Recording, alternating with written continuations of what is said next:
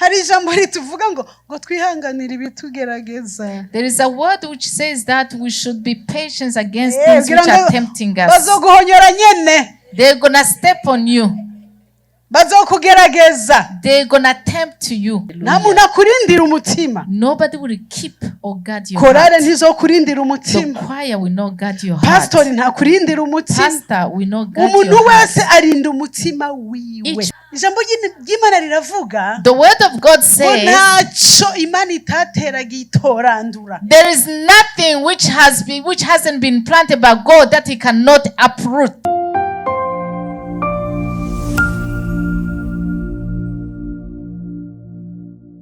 Iyo uriko uravugana n'aburaba birakuryohera. It's good to talk to people that you can see. Amen. Musa neza. You look beautiful. Musa mwambaye ubwiza bw'Imana. You are clothed with the glory of God. Amen. Amen. Nukuri muri umugisha. You are just a blessing. Amen. Amen. Uno musi murahezagirwa. Today you are going to be blessed. Nukuri murahezagirwa. Truly you're going to be blessed. Kuko nanje narahezagiwe. Because I've been blessed. Hallelujah. Amen. Hallelujah. Amen. Iyo umuvyeyi atetse ivyo kurya bikaryoha. When a parent cooks good food, kuko nawe abanza guhonja. And he knows that the food is tasty because she tasted before she gives it out. I tasted the food is so delicious. And you are going also to like it. Ngomba gushima Imana hamwe n'umusobanuzi wanje kugira ngo tuje kuri line imwe. I want to pray with my interpreter so that we can get the same spirit. Lord, in the name of Jesus, we are in your presence. Since you wanted us to be in this place, so that we can give, I pray that you may be with us. Let your Holy Spirit use us. Whatever is your will for your church, let it be. Lord, we are also in the church. May you visit us. May you bless us. Lord, be with us. In Jesus' name. Amen. Amen. Hallelujah. Amen. Mbafitiye ijambo ryiza Yesu yampaye ku bwacu. I have a good word that the Lord has given me for you. Icyambere ndashima Imana. First of all, I thank God. Ndashima Imana ko abana banje bose ko bangana bari hano. I thank God that all my 5 children are here today. Sinoreka kubishimira Imana. I cannot thank God for that. Amen. Amen. Amen. Amen. Ndibaza ko bose bahari. I think everybody is here. Amen. Amen. Ndabishimiye Imana. I thank God. Kuko muvyo nsengera, because among the things I pray for, nsengera abana banje tuzojane mu ijuru. I pray that I will go to heaven with my kandi children. ndabasengera tubane mu murimo w'Imana. And I pray that we be together in the ministry kandi of God. nabasengeye ntarana batwita. And I prayed for them before I even was pregnant with Amen. them. Nico gituma mfite ivyizigiro ko tuzokorana. That's why I have hope that kandi we're going to work together and that we're going to go Hallelujah. together. Amen. Hallelujah. Amen. Ndabafitiye ijambo ryiza Yesu yampaye. I have a good word for you today that Jesus has Nukuri given. narahezagiwe numvira ijambo. I have been blessed by this word. Ncamenya neza ko ishengero rihezagirwa. And I knew that the church will be blessed Dufise as ijambo well. riri mu Migani 4:23. We have a word which is in Proverbs 4:34. Niyo teme yacu. Proverbs 4:23. That's the theme of today. Turafise umukozi w'Imana yamadusomera ikirundi ciza kiryoshe. We have a servant who always read well in Kirundi because he talks about the full stop and accent and everything. Kuko avuga ikirundi neza. He speaks well Kirundi. kandi akagisoma neza. And he reads it well. Nk'uwacize nyene. As if he really learned it. Imana imuhe umugisha. May God bless him. Niyo ni ingabire. And that's also Nadusomera Imigani 4:23. We are going to read in Proverbs 4:23. Kuko niho icanditswe cyacu na teme yacu bihagaze. Because that is the reading which involves our theme. Ndasoma mu izina rya Yesu Kristo 4:23 aravuga ngo rinda umutima wawe kurusha uko worinda ikindi cyose kuko ariho ubugingo bududubiriza. Amen. Amen. Amen. Ijambo ry'Imana ritubwiye, the word of God said, ngo rinda umutima wawe kuruta ico worinda cyose. Above all else, guard your heart. Kuko niho ubugingo bududubiriza. For everything you do flows from it. Hallelujah. Amen. Hallelujah. Amen. Umutima w'umuntu, the heart of a man, umutima w'umuntu nawugereranije nka stock. I compare the heart of man as a storage. Canke inzu. Or a house. Harimwo ububiko. Where there is a storage. Amen. Amen. Amen. Amen. Dora turaba ngaha muri Amerika. We see in America here. Iyo hari ahantu hari ububiko bw'ingirakamaro. When there is a storage which holds precious things. Canke harimwo ibintu vya valeur. Or where they keep the precious things. Haba uburinzi budasanzwe. They guard that place very barashira special. Kwa makamera. They put on cameras. Barashira kwa barinzi. And they put on the guards. Barageza kurinda bwa bubiko. They guard that riches. Kuko harimo ibintu vy'ingirakamaro. Because they have precious things. Kuko harimo ibintu vy'agaciro. Because they have very valuable things. Hallelujah. Amen. Hallelujah. Amen. Ariko ijambo ry'Imana riratubwiye ngo. But the word of God tells us. Rinda umutima wawe kuri kuko worinda ikintu cyose. Above all else, guard your heart. Rinda umutima wawe. Guard your heart. Kuko harimo ubutunzi bwitwa ubugingo. Because there is riches called life. Ngo niho bududubiriza. Life springs from ubugingo the heart. buri mu mutima buradudubiza. The life springs from your burabiragira. heart. They just boils. Hallelujah. Amen. Burabiragira. They boil. Buba muri uwo mutima. They are kept in the heart. Ngo burinde. Guard it. Amen. Amen. Amen. Amen. Hallelujah. Amen. Hallelujah. Amen. Ngo umutima w'umuntu ni stock. The heart of a person is a storage. Amen. Amen. Mugabo rero, but hari stock y'uburyo bubiri. There is two types of storage. Amen. Amen. Hari stock irimwo ishobora no kugarwa. There is a storage that you can close, lock. Igashobora no kugira n'izo camera. And it can also have those Mugabe indani cameras. iri empty. But inside that store could be empty. Ibintu vyaravuyemwo. The precious things have been taken Ariko out. hakaba lock. But there is a lock. Hakaba hari camera. And there are cameras. Mugabo nta kiriyo. But there is nothing. Hallelujah. Amen. Hallelujah. Amen. Ariko ijambo ry'Imana tubwiye ngo turinde kubera hari mwiki ubugingo. But the word of God says that guard it because there is life in it. Amen. Amen. Amen. Amen. Turaraba abantu b'uburyo bubiri rero. We see two types of people. Bafise izo stock zibiri. Who have those two types of storage. Stock irimwo ubugingo. The storage which has na life. Stock iri empty. And the storage which Change is yo empty. bifise ibintu bitagira kamaro. Or which has things which are expired. Iyo stock idafise ibintu bivyingira kamaro. When a storage doesn't have things which are valuable. Naho yo kugarwa. Even if it is locked. Naho yo irangaye. Even if it is open. Na wiba. Nobody will come to steal. Kuko nta kingira kamaro kiyo. Because there is nothing valuable. Hallelujah. Amen. Kuko nta kintu cingira kamaro kiyo. There is nothing precious in it. Amen. Amen. Amen. Amen. Hallelujah. Hallelujah. Reka turabe muri Matayo 12:35. Let's look into Matthew. Turabe umuntu wa mbere afise stock irimwo ibintu bitagira kamaro. Let's see into Matthew 12:35 and see a storage which doesn't have precious things. Matayo 12:35. Matthew 12:35. Ndasoma mu izina rya Yesu Kristo aravuga ngo umunyangeso nziza akura ibyiza mu itunga ryiwe ryiza, umunyangeso mbi akura ibibi mu itunga ryiwe ribi. Amen. Amen. Baradusomera muri Luka 6:45. Let's read in Luke 6:45. 45. Luka 6:46 haravuga ngo 45. Umunyangeso nziza akura ibyiza mu itunga ryiza ryo mu mutima wiwe, n'umunyangeso mbi akura ibibi mu itunga ribi. Ibibogaboga mu mutima nivyo akanwa kiwe kavuga. Amen. Hallelujah. Amen. Tubonye abantu b'ubwoko bubiri. We saw two kinds of people. Bose babika mu mutima. All of them they keep in their heart. Bose babika mu mutima. All of them they keep into their heart. Umunyangeso nziza. The good person. Abika mu mutima we ivyiza. He keeps in his heart good things. Hallelujah. Amen. Ngumunyangeso mbi nawe afise stock yiwe nawe nyene. And the evil man also has his own stock. And that is his heart. He keeps bad things. Hallelujah. Amen. Hallelujah. Amen. Uyo umunyangeso mbi. The evil man.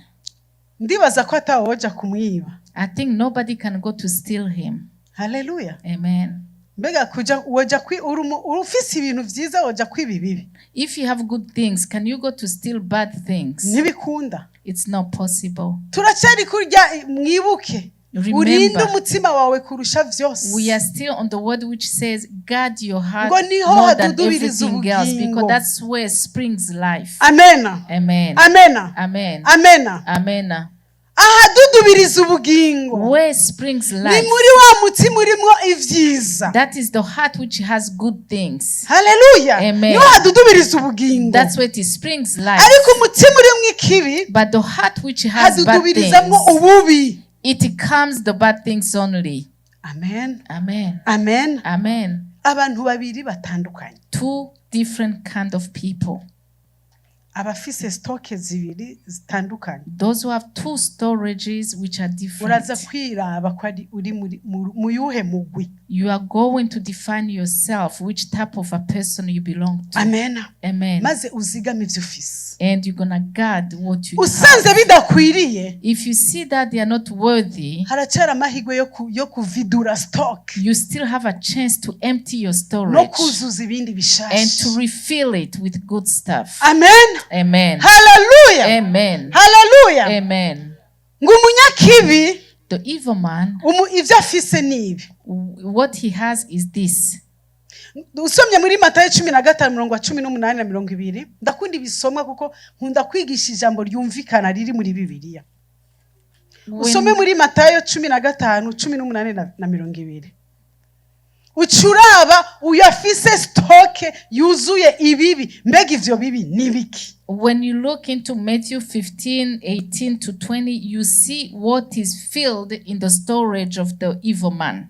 Ndasoma mu izina rya Yesu Kristo 18 haravuga ngo ariko ibiva mu kanwa biba biturutse mu mutima nivyo bimuhumanya kuko mu mutima habamwe ivyiyumviro bibi ubwicanyi ubusambanyi ubushakanyi ubwivyi kwagiriza abandi ibinyoma ibitutsi ivyo vyose nivyo bihumanya umuntu ariko kuri intoke zidakarabye sivyo bimuhumanya. Amen. Hallelujah. Hallelujah. Turiko turaraba umuntu wa mbere. We are looking at the first kind of uyo person. Muntu afise stock yuzuyemo ibibi. The person who has a storage which Ijambo is filled with the evil things. The word of God shows it. Ijambo ry'Imana riragaragaza ufise stock yo mu mutima wiwe yuzuyemo ibibi. The word of God shows the person who has an evil heart. Ibiva mu kanwa biba biturutse mu mutima. The things which comes from a person's mouth come from the heart. Hallelujah. Amen. Mu muntu nivyo bimuvamo. Whatever is filled in the heart is the one which comes out. Ngo birabogaboga. They are filled. Kuko umukomyi ukubunye bisokoroka nivyo nyene bimeneka. Because when you just move, whatever comes is just that. Hallelujah. Amen. Nibitutsi. The insults. Uzuhonyora umuntu uzocumenya ikiri muri we stock afise. Step on somebody, you're gonna see what kind of storage they have. Ngo yushaka kumenya umuntu ingena ahora shavura uburake bwiwe muhonyore. When you want to know the rage of a person, just step on that person. Ngo pietine. Just step on that person. Usabe imbabazi mugabo wabikoze. And say I'm sorry after you do it. Kugira ngo bibogaboga biri muri we ubibone. So that whatever is filled in that person, you're gonna see it come out. Amen. Mutingisha ukuboko. Just shake it. Mutingishe gatoya. Shake it a little. Bica biva munsi bikaduga. You're gonna see them boiling from the bottom to the top, and they're gonna come through the mouth. Hallelujah. Amen. Hallelujah. Amen. stoke y'umuntu, the storage of a person. ngo irimwe ibiki rero uwo muntu? What is in it? Ngo uyo ari yitwa mubi, afise stoke mbi.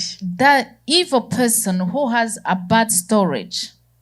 Ngo havamwo ivyiyumviro bibi, mu vyiyumviro vyiwe biraduga ibiri mu mutima bikaja no mu vyiyumviro bigasokoroka no mu kanwa. They have bad thoughts and they come from the heart and they come through the mouth.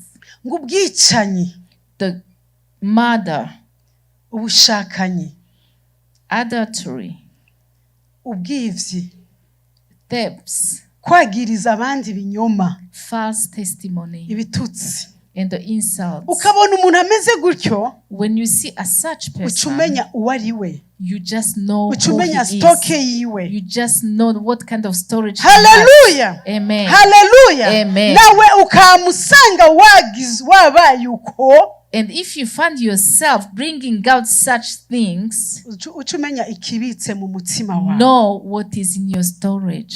Amen. Amen. Ariko hari amahirwe yo guhinduka. But there is still hope to change. Hari amahirwe yo There guhinduka. is still hope to change. Amen. Amen. Hallelujah. Hallelujah. Ngo ivyo nivyo bimuhumanya. Uyo muntu yitwa igihumane. Those things are the ones which are defiling that person. Uyo muntu mubi afise stoke mbi muri we. That evil person who has a bad stock, Yitwa igihumane. Niko he Bibiliya is ibivuga. called a defiled person. Ntabwo ari je ndabivuze n'ijambo. I'm not talking about that. The word of God says that Uyo he's muntu ni called, igihumane. he is a defiled person. Ananajisika. Arahumanye. And he is just defiled. Umukozeko gutyo ukaba umugenzi wiwe. When you touch that person and you befriend Hari him, igihe usanga ubaye contamine. you too, you become contaminated.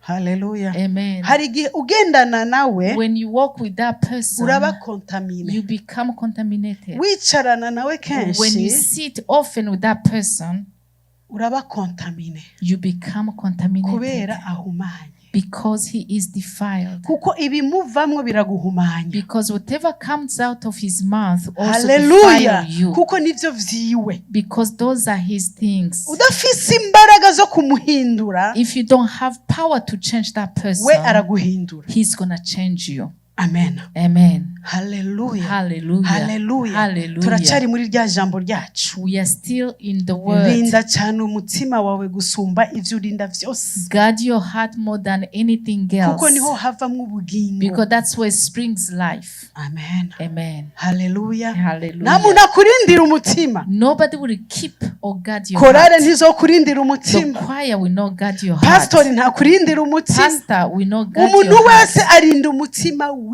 Each person keeps or guards its own Ubugingo heart. n'ubwiwawe. Life is your life. Ntawe mu busangira. You're not sharing it with Icyo usabwa anybody no else. kuburinda. Whatever you ask for is just to keep it and guard it. Amen. Amen. Hallelujah. Hallelujah. Amen. Amen. Amen. Amen.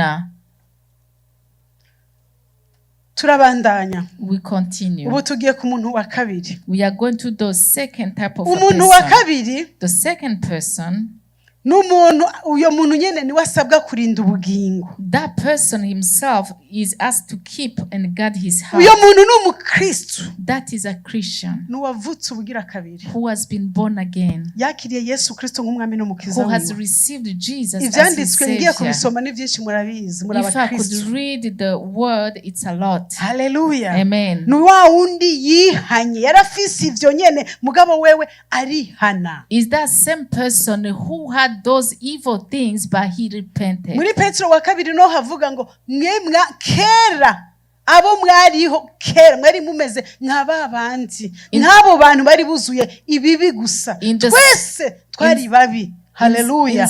In 2 Peter they say how we were all sinners, that we were twari facing babi those evil gushikaho things. tumenye ububi bwacu turihana. And we knew our evilness and we twakira Yesu repented. Kristo nk'umwami n'umukiza kugira ngo duhinduke. And we received Jesus Christ so that we can change. Hallelujah. Amen. Maze turahinduka tuba ivyaremwe bisha. And we changed and became new creatures. Tumaze kuba ivyaremwe bisha, Yesu aduha ubugingo. When we became new creatures, Jesus gave us new Mu life. bugingo aduha mpemu yera. In life, He gave us the Holy Spirit. Amen. Amen. Hakaba muri mpwemu yera ari mu bugingo akaba ari we yaduhaye ibidudubirizamo. And now the Holy Spirit who is in our hearts gives us the things which are springing out of. Amen. Ivyo nivyo dusabwa kurinda. And those are the things that we are asked to keep. Kuko because the devil, akurikira ivyo biri mu bugingo. He just following the things which are in your heart. Akurikira biri mu mutima. He is following the things which are in your heart. Arakubona. Because he knows you. Arazi stock yawe. He knows the kind of storage you have. Mora ndaba abasuma bonga muri Amerika bari mu rwego rwo hejuru. I see the heights here in America. Mora mubibona mu mafilme canke mu bindi ngene baja kwiba muri bank. When you see when they steal the bank. Naho hoba harinzwe bimeze gute. Even if that bank is well guarded. Naho haba hakomeye gute. Even if that bank is well powerful. Nabo bafise uburyo baja kuhasenya no kuhabomora malgré uko harinzwe. They also have the power and the equipment able to break into it. Amen. Amen. Hari umusuma yoroheje ashaka kwiba telefone yiraho. There could be a simple thief who can steal a phone. Hari undi musuma ari mu rwego yiba amafaranga ari mu mufuko akayakwiba kandi yafise mu mufuko. There is another thief who has another degree to steal, who can steal even money from your pocket on your heart. Uko ufise isakoshi yugayo mugabo ugasanga bayikwivye. You may have a closed bag but they will steal from you. Abasuma bafise dogre nabo bagenda basumba. Thieves have different degrees. Hallelujah. Amen. Swiva nivyo tunze uko agaciro bingana. According to what you have in the value that they have. Niko ufise n'umwansi agomba kunganya inkomezi zo kubomora aho hantu. And that's how you also have an enemy who is able to break into your storage. Swiva nuko ufise ivy'agaciro. According to the precious things that you have. Niko ufise n'umwansi afise imbaraga zo kuja kukurwanya. That's how also you have a powerful evil person who can break into it. Hallelujah. Amen. Amen. Amina. Amen. Amen. Let Let me say it simply. Umukristo asanzwe, a simple Christian, n'umukozi w'Imana, and a servant of God, Satani ntabarwanya kimwe. The devil does not fight them the same way. Uko winjira mu bwiza bw'Imana wipenetra gose, as you penetrate into the presence of niko na God, Satani atera intambwe agusanga kuri level uri. That's how also the devil will go a step further to follow you. Ushika Satani ngo adashobora gutera imyambi. That's why you cannot get anywhere where the devil cannot shoot aho you. wogera hose Satani arahagera. Wherever you can, at whichever level you can go on, the devil can reach you. Hallelujah. Amen. Nico gituma dusabwa kurinda. That's why we are asked to keep, to guard. That's why the word of God tells us to be aware. That's why we always pray. That's why the word of God tells us to just increase the power. Hallelujah. Amen. Hallelujah. Amen. Hallelujah. Amen. Ngo urinde ibiri mu bugingo nagakiza wahawe ku buntu. Keep what is in your life, and that is salvation that you have gotten by grace. By grace. Hallelujah. Amen. Benedata gukizwa. My dear brethren, to be saved, salvation is by grace. If you have been saved, you have been gracious. God has been gracious to you. Look at the people of the same age. Look at the people you were born at the same time. Don't go far. Look at your siblings. You have been born from same parents, mother and father. But the grace of God came upon you. And you were called by name. And you became saved. And you were set free. Maybe even your mother doesn't understand.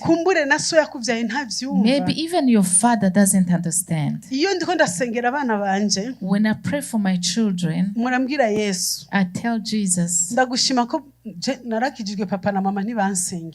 thank you that I got saved without the prayers of my father and mother. Let that grace which called me, that love which took me from there, ndakwinginze narwo rubagereho. I beg that they may also reach kuko my nanjye narakumenye children. ntawe unyigishije. Because even me, I came to know you without anyone teaching Hallelujah. me. Amen. Hallelujah. Amen. umugabo wanje yarabashingiye intahe. My husband testified to you. ntawe ari kumukura aho yarari. Nobody could have taken him where he was atari imbaraga z'Imana zikomeye. except the power of Jesus. zonyene. The powerful power of ukuboko kw'Imana niko God. Only his kwamukuyeyo. hand which could take him out maze of. Yesu aramwiyereka. And Jesus showed himself to him. Hallelujah. Amen. Hallelujah. Amen. hari imbaraga zidukiza. There is a power which hari can save imbaraga us. zitubohora. There is a power which hari can set imbaraga us free. zaguhamagaye And there is mw'izina. a power which called him by name. zaguhamagaye mw'izina. They called you by name. kandi nizo zigukurikirana. And that's the power which is following you. Hallelujah. Amen. Hallelujah. Amen. ngo turinde agakiza twahawe kubuntu. Let's guard the salvation that we got by grace. kubuntu. By grace. umukene yarakaronse. The poor has gotten it. umutunzi yarakaronse. The rich has gotten it. ufise n'udafise bose agakiza Whoever has and doesn't have, they all got it. Amen. nta mahera. There is no money that you have nta to pay. bitambo. There is no sacrifices, nothing. imbabazi. Just n'ubuntu. grace and forgiveness. Amen. urinda ko gakiza. Keep that salvation. linda ko gakiza. Keep that linda ko salvation. gakiza. Keep that salvation. linda ko gakiza. Keep that salvation. Amen. Amen. ntawe uzakakurindira. Nobody will keep it for you. uzakarinda wenyine ku You giti will cyawe. have to keep it on your own. Hallelujah. Amen. Hallelujah. Amen. ngo rinda amavuta ya mpwemu ari kuri Keep wewe. the anointing of the Spirit which is on you. amavuta ya mpwemu ari kuri wewe. The anointing of the Spirit which is ijambo on you. ry'Imana riravuga The word of God says ngo mpwemu w'Imana azosukwa ku bari n'umubiri the wose. Holy Spirit will be given to everyone who has a flesh. umuntu wese afise umubiri Everyone who has flesh. arafise uburenganzira bwo kuronka mpwemu yera. You have the opportunity to receive the Holy Spirit. Amen. Amen. umuntu wese afise umubiri Everyone who has flesh, afise uburenganzira bwo kuronka mpwemu yera. you have the power to kuko receive that yatanzwe Holy ku bafise Spirit imibiri because it has bose. been given to everyone who has flesh. nico gituma muri Luka 11 umurongo wa 11 That's why we can read in Luke 11:11. ngo nta wosaba mpwemu wanje mbure kumumuha. There Niko is Yesu- no one who niko can Yesu ask for the avuga. Holy Spirit and that don't give. That's Amen. what Jesus says. saba mpwemu yera. Ask for the Holy udafise Spirit. mpwemu yera musabe. If you don't have the Holy Spirit, ask Kuko for the Holy n'uburenganzira Spirit bwawe. because it is Ni your gift power. free. It is a free gift. ni free gift. It is a free gift ku muntu wese afise for umubiri. everyone who has the flesh. rinda yo mavuta. Keep that anointing. rinda yo mavuta. Keep that rinda anointing. yo mavuta. Keep ndiko that ndakubwira anointing. package iri muri bwa bugingo. I'm just telling you the whole package which is involved Package into iri that muri bwa life. bugingo. A package which Buri is mu in that mutima life, wawe. which is in your heart. Hallelujah. Amen. mpwemu yera amaze kuba muri wewe ubanza When the Holy agakiza. Spirit came into you and brought you abanza salvation, agakiza. He gives you first the mpwemu yera agaca salvation. yuzura muri wewe. And then the Holy Spirit comes and fills agaca you. azana za mbuto ziwe. And He brings all the gifts. za mbuto zigateragirwa muri And wewe. then they are planted into your heart. Amen. Amen. Amen. Amen. Amen. Amen. ndakubwire gukizwa urakizwa. Let me tell you, you can be mu saved. rugendo rw'agakiza niho ugenda wumva uburyohe. In this journey of salvation, that's how you heal. Ni You ugenda feel wumva the uburyohe. goodness. That's where you feel the kuko goodness. ugenda wakira ibyo utari ufise. Because you receive things kuko that you mpwemu don't yera aca have. atangura guteragira. Because the Holy Spirit starts planting urukundo. love. wari umuntu jingitwa. Maybe you are just a Atari very urukundo. angered person. Wa You didn't mumeze have uku. life. aha harashaje ukiri And you muto. were just looking like older person. hari abantu usanga barashaje ngaha And kandi some bakiri bato. people, you see them with ugasanga wrinkles ngaha here. haravyimbye si uko ngo bahavukanye oya. You find that here is swollen, not because that's the way they were born, but it's because they are just Amen. gnashing ariko teeth. mpwemu yari amaze kuza muri But wewe. when the Holy Spirit comes in Hallelujah. them, amen, Hallelujah. amen, Hallelujah. amen.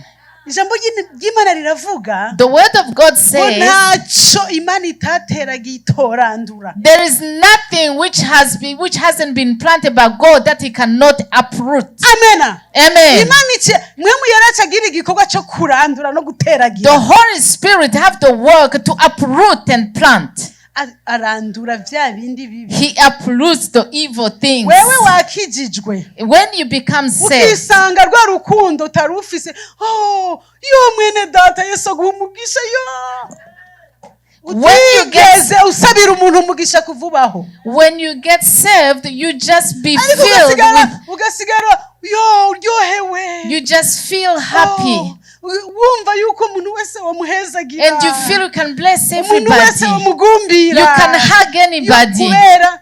Why? Because they have been uprooting and planting. Hallelujah. Amen. Hallelujah. Hallelujah. And the Holy Spirit does the work. And he takes away the rage. Amen. Amen. And you become a peaceful person. Wherever you go, there is peace. Amen. Amen. Amen. Amen. There's something when somebody comes who is rageous. Everybody says, let's run away, he's coming. Oh, we dead. We dead. Amen. Amen. The one who has the rage, everybody is scared of that person. Amen. Amen. There's somebody you can look into the face and then you just become scared without doing nothing. Because that person hasn't become transformed. When somebody has become transformed by the Holy Spirit, they have the beauty of God. Amen. Everybody loves that person. That person is good. That person is not defiled. He's not defiled. He's good. He's just good to be near by that person. It is good to talk to that person. Because in him there is springs of life. Amen. In him there is full of peace. He gives you what he has. Because the Holy Spirit have done the transformation. Amen. Amen. Hallelujah. Hallelujah. Hallelujah. Hallelujah. Receive the Holy Spirit and let him transform you. Let him just take out all the dirty stuff. Amen. Amen. And take out the envy of sin. Amen. Amen. The thirsty of sin. When the Holy Spirit comes, he takes out that thirst and then you vomit it. You know that you had bad things when they have come out of you. Amen. Amen. When they have come out and you become a new creation and you plant good things. And that's how you say, was I like this? Was I like this? And that's how you feel the goodness to testify. Hallelujah. Amen. You testify because you're happy. Because of the work that the Holy Spirit has done in your life. You are not ashamed. Oh yeah. No. We talk. Because it is the grace of God. Amen. Amen. The salvation you received is by the grace of God. Is it by the grace of God? Oh, it's not everybody who gets it. You have been blessed. Amen. Amen. Amen. Amen. There is victory that we get because we have done something. When Jesus went on the mountain, the word of God says that he defeated the devil by his word. Amen. Amen. Jesus defeated the devil because of the word. But the servants of God, the prophets and all the servants, They defeat him by the power of the blood. Hallelujah. Amen. Hallelujah. Amen. No gushinga intahe. And the testimonies. N'ijambo ry'Imana. And the word of God. Urazi igituma? Do you know why? Urazi igituma dutsinda Satani gushinga intahe? Do you know why we defeat the devil by testifying? Nukumubwira uti je nawe twarahejeje. It's because you tell him that me and you, it's done. Ntundondere hahandi. Don't look for me in that old place. Narahinduye ikibanza. I have changed the place. Ndicaremwe gisha. I am a new creature. Sinkitwa wa wundi. I'm no longer called that jewe nawe person. twarahejeje. Me and you, it's finished. And then you defeat him in that way. Amaraso. Another thing is the blood. Kubera yamaturega. Because he's always accusing us. Yamaturega. He's always accusing us. Intege nkeka kurega. When you're weak, he accuses you. You defeat him by the blood of Jesus. Because it is the one which talks good things over our life. Hallelujah. Amen. Hallelujah. Amen. We defeat him by the blood of Jesus so that he does not accuse us again. Because he died for me. He gave his blood for me. You cannot defeat me. Then you defeat him. The other thing, another road to beat him, the word of God. Hallelujah. Amen. The word of God. Nico gituma Dawudi abivuga. That's why David said muri Zaburi 119:11 in Psalm 119 verse 11, ngo nabitse ijambo ryawe mu mutima I wanje, kept your word in my heart kugira ngo sinze ndagucumure, so that I will not sin against you. bika ijambo tsindisha Satani. Keep the word to defeat the devil. Hallelujah. Amen. If you don't have anything to tell him, he's going to defeat you. Do you know why people go here and here in the church, from church to church, from in the faith? Because they don't know the word. Amen. Amen. Let the word be filled in your heart. Fill the word of life in your heart. In that storage, let the word be there.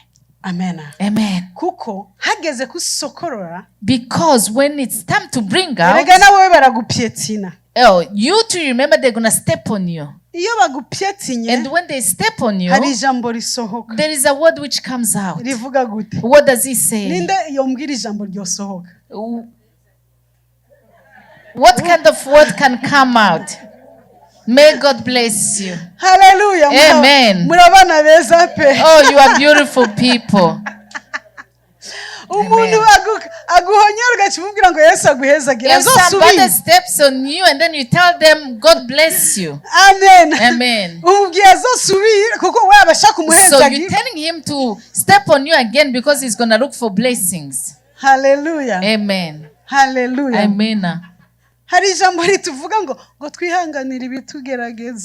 is a word which says that we should be patient against things which are tempting us. They're going to step on you. They're going to tempt you. But just be patient on those temptations. Amen. If it is your bread, then there is a word you can tell him. Which is Mark, which says that temptations will always come. But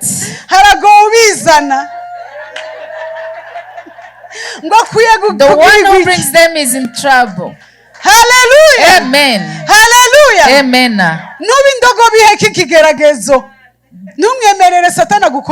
Don't accept the devil to use you. Amen. Amen. Amen. Amen. Let's keep the words to answer the devil. Amen. Amen. Hallelujah. Hallelujah. Hallelujah. Hallelujah. Let's keep in the storage. Let's keep the peace that Jesus gives us. You, the peace of Jesus. It is so good. Do you know to have peace when you are in trouble, in problems? Do you know to have peace when you are sick?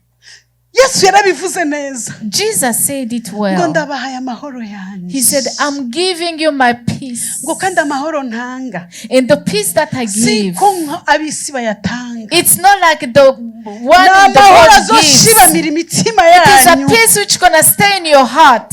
It's going to stay in your heart. Even into problems and temptations. That's why our brother said, when they're going to step on her, when she's filled with that peace, he's going to say, my brother, may God bless you. Sorry. Amen. Amen. Because there is nothing which can shake the peace that I have. Hallelujah. Amen. Hallelujah. Amen. The peace that you have gotten, let it stay in your heart and feel it in the times and out of times. Let it be in your heart in the right times and out of time. May the peace of Christ be filled in your heart. Amen. Hallelujah. Amen. Hallelujah. Amen. Keep the peace that Jesus has given you, which is in that storage. The riches, the wealth, the wealth that we have. Amen. Amen. Which is in your heart. Keep it. Keep it. Amen. Amen. Kurinda imbizi z'amazi y'ubugingo. Amen. To keep the springs of life which is in your heart. The source, it just boils. And there is a song which comes. I can see Will when he's singing, when it springs, he brings 10 songs at the same time. He can sing 10 songs in 1 second. He sings, another one comes, another one comes. There is a source which is springing. Amen. Amen. Amen. The springs of life, they come. The source keeps bringing water, and it will never get dry. Let your source never dry. Keep that source. Amen. Amen. Amen. Amen. Rinda. Keep amahoro. Peace. Rinda izo mbizi. Keep those springs of life. Sometimes you read the word of God and you stay there. Because that life, you feel like you can just stay there. Amen. Amen. You feel like you can just sleep on the Bible. There are some people we are praying together, they say that they don't have sleep. And I told them, can I give you the medication for sleep? Go read the word of God. Because the weak people, when they read 2 verses, they fall asleep. And it's going to help those who don't sleep. Amen. Hallelujah. Amen. It's going to help those who don't sleep. The reason I'm saying this, do you see our sister? Why is she here when we don't talk the same language? Because of the Holy Spirit. Do you know that the Holy Spirit speaks 1 language in the whole world? Amen. Amen. We have 1 language. Even in heaven, we're going to talk 1 language. Because it is the one which unites us with different nations. That's the one which helps us with our different brothers. Because they are brethren in Christ. We share 1 language. That one she told me, since I came here, I was not sleeping. I could not find sleep. But even though I don't understand what you say, she never misses even 1 gathering. Even Friday, she's always here. Even Sunday, she's here. She tells you that she started sleeping well when she started coming here.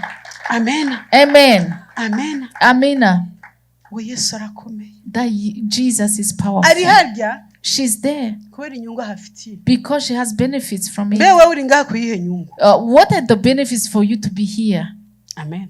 Amen. Wewe rero akarusho ko tuvuga ururimi rumwe. The advantage, we talk the same Akantu ko language. surakumva. Everything you hear it. Ngira bamwe nibo batumva igiswahili no munsi bagize ingorane. Only some don't hear Ariko Swahili, mpemu they yera nawe had issues. yabakoreye. Niba But the yashoboye Holy gukorera Spirit umuzungu. helped them. If he's able to help our sister, Amen. amen. Hallelujah. Amen. Mpemu yera aragabura. The Holy Spirit feeds us. Amen. Amen. Ijambo ry'Imana riko riravugwa. The word of God is being Mpemu yera spoken. aragabura. The Holy Spirit just feeds us. Mura ndabigereranya nuko I compare it iyo with bateguye indya z'ubwoko bwose. when you prepare the different sorts of food. Umuntu wese yiha kuco ashaka. Everyone just serve on what they want. Cyangwa umuntu akajya kuri regime yiwe. And some also they eat on their own N'ijambo ry'Imana diet. iyo rije Even in when the word of God comes, ntotahira uko. you cannot go as you Kandi iyo mugiye came. kuganira musanga umwe wese yahezagiwe muri faso And yiwe. when you talk, you find that everyone Kuko has been mpemu blessed yera in their own way. agabura. Because the Holy Spirit feeds. Hallelujah. Amen. Hallelujah. Amen. Ubugingo bwawe bududubirize muri wewe. Your life comes from you. Kurinda izo mbizi z'amazi y'ubugingo bududubiriza mu mutima wawe. And to keep the Kurinda source of umunezero life wa which is mpemu in you. yera. To keep the joy of the Holy Spirit. Kurinda urukundo rw'Imana yashize muri To wewe. keep the love of God that He put into you. Indirimbo n'amashimwe. The songs and hymns. Hallelujah. Amen. Indirimbo n'amashimwe. The songs and hymns, biba mu bugingo. they just into life. Amen. Amen. Indirimbo n'amashimwe. The songs and hymns, biba mu bugingo. they belong into life. Umutima w'umuntu In the yakijije. life of a person who accepted Jesus. Hallelujah. Amen. Amajambo y'Imana wabitse muri wewe The words of God that you kept into your heart, ni vyinshi. it is a lot. N'ubutunzi It is a well buri muri wewe which is in you usabwa kurinda. that you are asked to keep and guard. Amen. Amen. Amen. Amen. Ubutunzi buri muri wewe usabwa kurinda. The riches which is in you that you have to keep. Uburinda gute? How do you keep it? Ngira mpeze. I'm going to finish. Urinda gute ubwo butunzi? How do you keep that wealth? Amen. Amen. Twabonye yuko ubanza kubugira. We saw that you have to have it first. Hanyuma ugacushirako amakadena. And then you put on the locks. Ushirako amakamera. Then you put on the cameras. Ushirako aba city security. And then you put on the guards. Uko bishoboye. As you can. Urinde. Keep guard. Amen. Amen. Kuko ijambo ry'Imana riravuga. Because the word of God says. Ijambo ry'Imana riravuga mu vyahishuriwe Yohana. The word of God says in Revelation. Ivyahishuriwe Yohana 3:11. In Revelation 3:11. Dusomere iryo jambo. Let's read that word.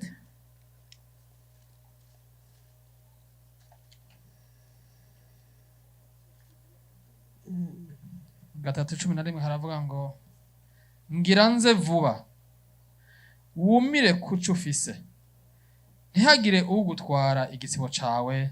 Amen. Amen. Amen. Hallelujah. Amen. Soma kandi muri Timoteyo wa mbere 6:20. Let's read in 1 Timothy 6:20. Iri ni jambo Paulo yariko arabwira Timoteyo uwo yareze mu gakiza akamukomeza. This is the word that Paul told to Timothy, which he raised in salvation and strengthened him. Amen. Amen. Amen.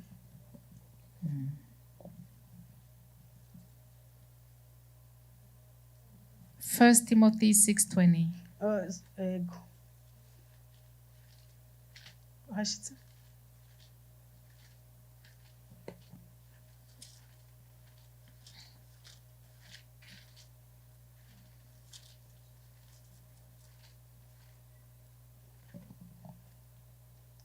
Haravuga ndasome cyane. Okay, are you ready? Okay, soma.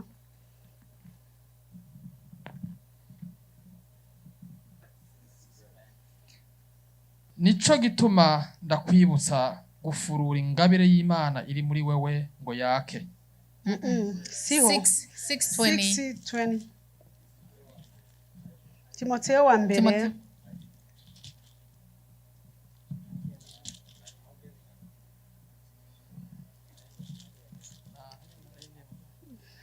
Ewe Timoteyo, wamuzigama ico wabikijwe, utera ibitugu ibizira vy'amajambo ahumanya no kurwana kw'ivyitwa ubwenge atari bwo. Ubwo bamwe bavuga ko bafise bakazimira bagata ukwizera. Ubuntu bubane namwe. Amen. Yes, ashimwe. Aho handitse ngo ewe Timoteyo, wame uzigama ico wabikijwe. Timothy, guard what has been entrusted to your care. We have been entrusted the Holy Spirit. Hallelujah. Amen. Ubu nshaka wewe wivuge mu izina ryawe usoma aho hantu. Umuntu wese afite Bibiliya isoma. I want you to read. Genda vuga ewe Christina. And instead of Timothy, put in your name. Wamuzigama ico wabikijwe. Timote 1 Timothy 6:20.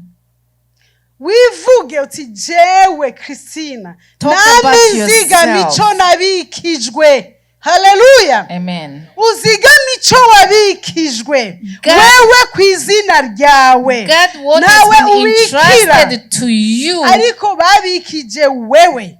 They have been entrusted into Amen. you. Amen. Usomye muri Timoteyo wa kabiri, when you read in 2 Timothy 1:14, 2 Timothy 1:14, wa kabiri 1:14 naho nyene gatoyi 14 haravuga ngo ikibitsanyo ciza wabikijwe ukizigamishe mpemu yera aba muri twebwe. Amen. Hallelujah. Amen. Ikibitsanyo ciza wabikijwe ukizigamishe mpemu yera ari muri twebwe. The good deposit that was entrusted to you, with the help of the Holy Spirit. The cameras which keep what has been entrusted into us is the Holy Spirit. The deposit which has been entrusted to you, the life which has been entrusted to you. Because if you don't have life, you will not see God. Amen. Amen. And that's what brought Jesus. He came here to give abundance life. Hallelujah. Amen. The one who received him received that life. Whoever received Jesus received the life. And he has life in his heart. And when they're in his heart, he is asked to keep it. You are required to keep it. Whoever is going to help you to keep it is just the Holy Spirit. That's how they told Timothy. The deposit which was entrusted under your care, keep it. Guarded by the Holy Spirit who lives in you. Amen. Amen. Hallelujah. Amen. Hallelujah. Amen. In order to keep the deposit that they entrusted to you. Amen. Amen. Because it is being fought. The first one. It is to keep.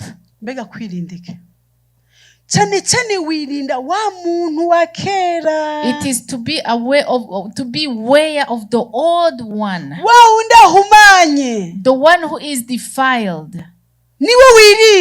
That's the one you beware of.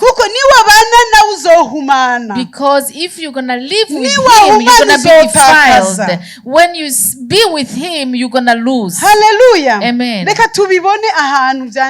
Let's see it where it is written. Let's read in Matthew.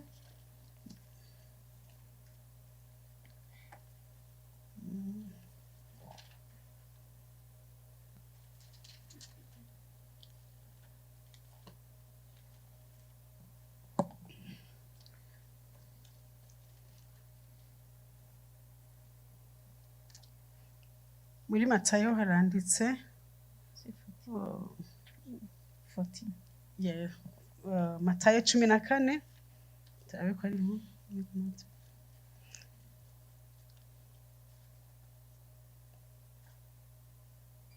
No, reka dusome muri Luka 11 tureke Matayo. Luka 11 murongo wa 21 na 22. Let's read in Luke 11:21-22. Ngo umuntu w'inkomezi afise ibirwanishwa iyo ateramiye urugo rwiwe ibintu vyiwe biba amahoro. When a strong man fully armed guards his own house, his possessions are safe.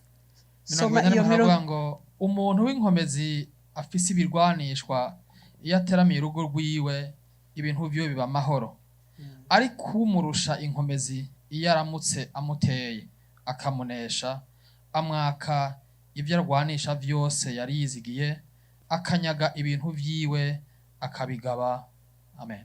Hallelujah. Hallelujah. Umuntu w'inkomezi, when a strong man, natangiye kuvuga ubwa mbere yuko ngaha muri Amerika bararinda gose ibintu byabo. I said first that here in America they are very powerful amabanki barayarinda to keep and guard the, ariko ntibabura kwibwa. But even though they have powerful equipments to keep, hallelujah, they are stolen. Hallelujah. Amen. Ngumuntu w'inkomezi, a strong man, afise ibirwanishwa vyuzuye, fully armed, ngo ayo arinze ibintu vyiwe neza, when he guards his own house, ibintu vyiwe biba amahoro, his possessions are safe. Iyo arinze urugo rwiwe, when he guards his house, urugo rwiwe ruba amahoro, his house is safe. Amen. Amen. Kuko yamateramiye ivyo bintu. Because he's always on guarding those things. Mora ndaba cyagiye tugifise babantu bacu. Abantu bari bafise telefone baraba kamera ziri ku miryango. Arasohotse arinjiye. In those old ways we had the phones on the camera looking whether they are coming in and going out. Barateramira. They were keeping and guarding. Umuntu wingo araterama. Ibintu bikaba safe. You keep things and things are safe. But if there is a stronger one to attack, they just bind him and take the arms out of his hands. And then he takes everything away. And he can also make him take him. And they all become slaves to him. And they become slaves. Hallelujah. Amen. Keep what has been entrusted to you. Because there is a devil who is powerful, who's trying to see if he can take it. Keep what has been entrusted to you. RINDA. Keep. Hallelujah. Hallelujah. In Revelation it says, so that no one can take away your throne. I'm coming soon. Hallelujah. Amen. Don't be tired to keep. Don't be tired to guard. Don't be tired to stay overnight guarding your stuff because time is going. Hallelujah. Amen. Hallelujah. Amen. How do you lose your wealth? Sometimes you lose your stuff just out of nothing. Amen. Sometimes you lose your wealth out of nothing. In Matthew 14, 31-32, this is the last verse. Amen. I'm done. Ngo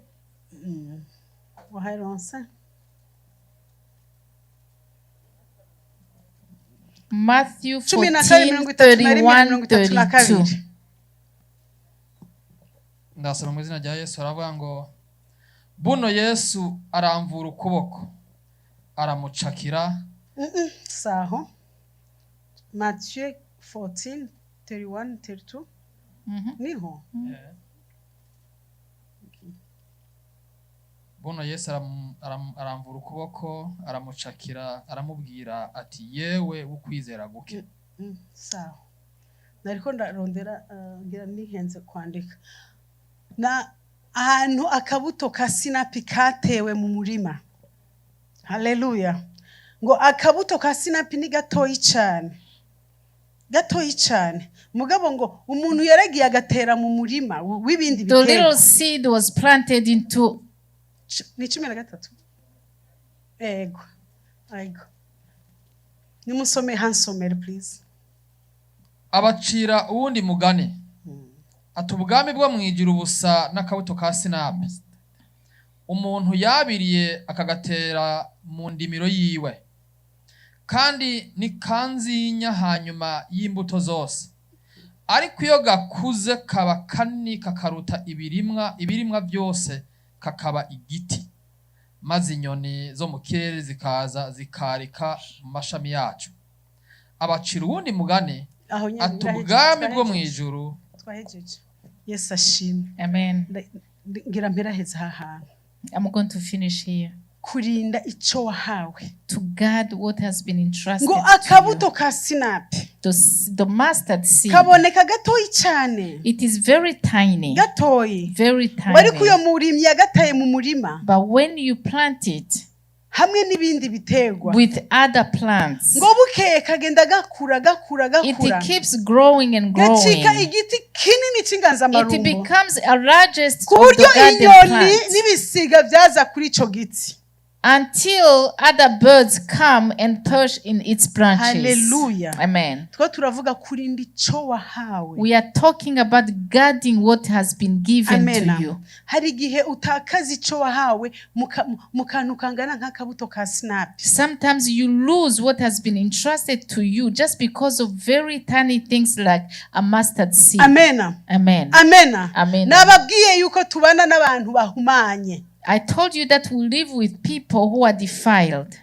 Ugasangura umuntu w'impemu ufise zambizi z'amazi y'ubugingo. You find yourself being a spiritual person who has the source of life into you. You have a good salvation in you. You have that peace and joy that Jesus has given you. Ukagira umuntu cyangwa umugenzi yahumanye. But you have a friend or somebody who is defiled maze near you. Agateragira akabuto ka sinapi mu mutima wawe. And he plants a mustard seed in your heart. Hallelujah. Amen. Kagabuto ka sinapi kakazokurira muri wewe. That mustard seed will grow into you. Kakazoba igiti cy'inganzamarumbo. And it's gonna be a big large tree. Kimaze gukura. And when that tree has grown, ibindi biterwa. It's gonna kill every other tree.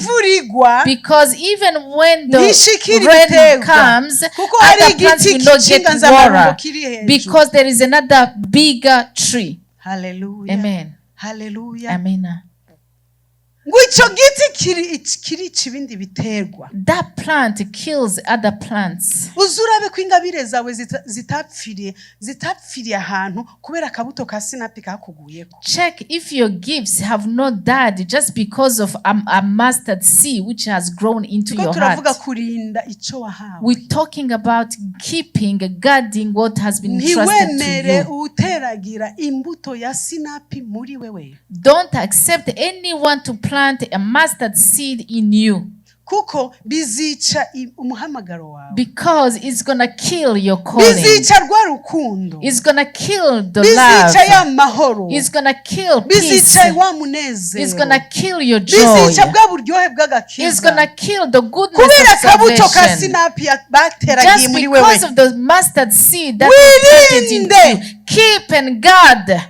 Nuje mu bihumanye. Don't go into the defiled Nuba hari umuntu ahumanye. If there is somebody who is defiled, just go away from that person. Kuko arateragira imbuto za sinapi muri wewe. Because he planted the mustard seed into you. Ubugingo burakama. And your life will dry away. And those springs of water will go away. Hallelujah. Amen. Hallelujah. Amen. Hallelujah. Amen. Hari abantu bari toxic. There are people who are toxic. Amen. Wari kuririmba Hosanna, hallelujah. You are singing Hosanna, Hosanna, Amen. You're singing, you're so happy. And there is a phone which comes. When you receive the phone, and it tells, hey, how are you? It is like this and this and this. And then you just go down, down, down, down. And your joy, those songs is gone. And all those bad things, they get a place into you, and you start thinking about them, and you start thinking about them, and you think about them, and all those defiled thoughts, they are just getting a place just because of the seed that you're planting. And you are singing, you enjoy, you are in peace.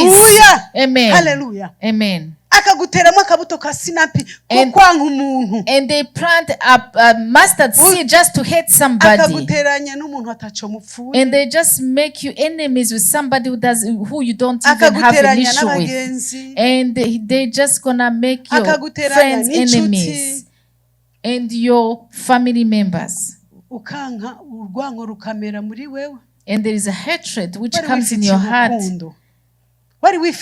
and yet you had love. God, what has been given to you. Amen. The Holy Spirit is the one who helps us to God. Because when you see things like this,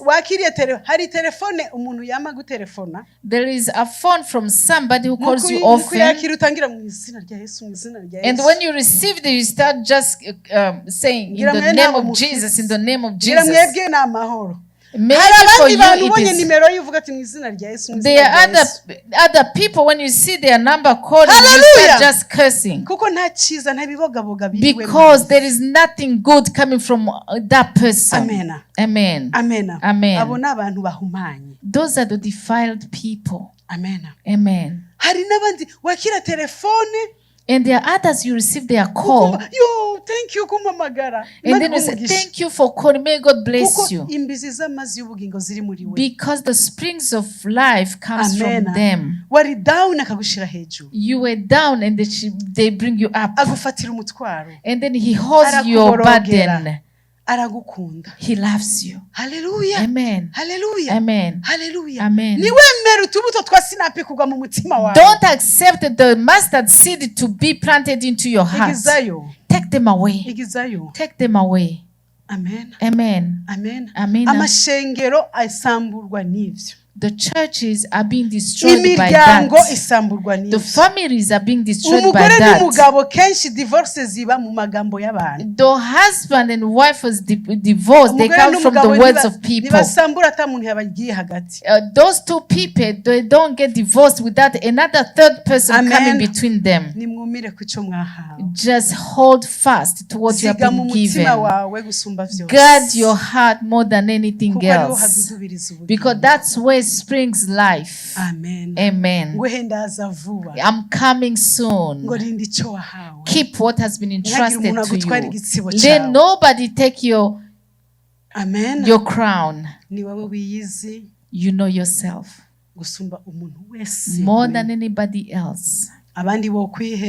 Many other people can just, but the Holy Spirit knows you and you know yourself. Change. There's still hope to be healed, and you can get life. May the Lord Jesus bless you. Hallelujah. Amen.